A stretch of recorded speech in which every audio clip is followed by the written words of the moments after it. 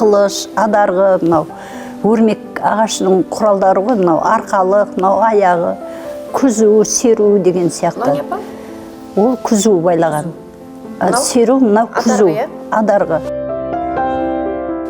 Осы жолы сіздерге әкелгенім мына табиғи түспенен кеп тұр. Қоңыр ақ. Бұлай қарағанда бұған жаңағы түрлі дизайнерлер дейміз, мамандар жақсы қарайды да осы түске. Бұл салып отқан нем, терімім теріс бұтақ деген. Ағаштың бұтағы әрмен бермен қарап теріс дейді, екі жаққа қарап тұр. Бұл қазақтың қолөнерші қыз-келіншектерінің бір қолынан шыққан бұйымдарының ішіндегі бір төресі десек болады.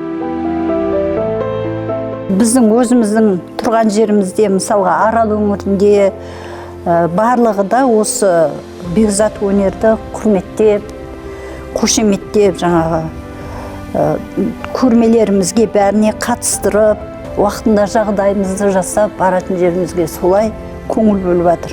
Соның өзі құрметте ойлаймын мысалы үшін. Бұны негізі алашаны ағаш үйдің бауларынан бастап 25 жіптен басталады. 25 жіптен 100 жіпке дейін тоқи беруге болады енді. Ол тоқитын адамның қаруына да келеді. Қаруы болса 100 жіпке дейін басқырларды тоқи береді ғой. Терімнің түрлері көп жаңағы. Шым теру, ара теру, қақпа алаша, түрікпен теру деген сияқты. Әр қайсының бір өзінің жаңағы жүретін орны да бар. Мысалға біздің өңірде ара теру менен қақпа алашаны жаңағы тұрмысқа қолданған, жерге жайған, балалардың ойнайтын бөлмесіне жайған. Ал мынадай жақсы терімдерді, шым теру, алашаларды оны қыздың жасауына берген, құрметті қонақтарына берген сондай. Бұрын кілем орнында жүрген ғой енді.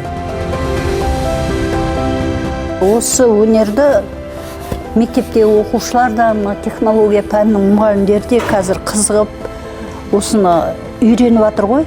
Қайта өмірге келгеніне қуанамыз. Үйренеміз деген адамға үйретіп жатырмын барынша.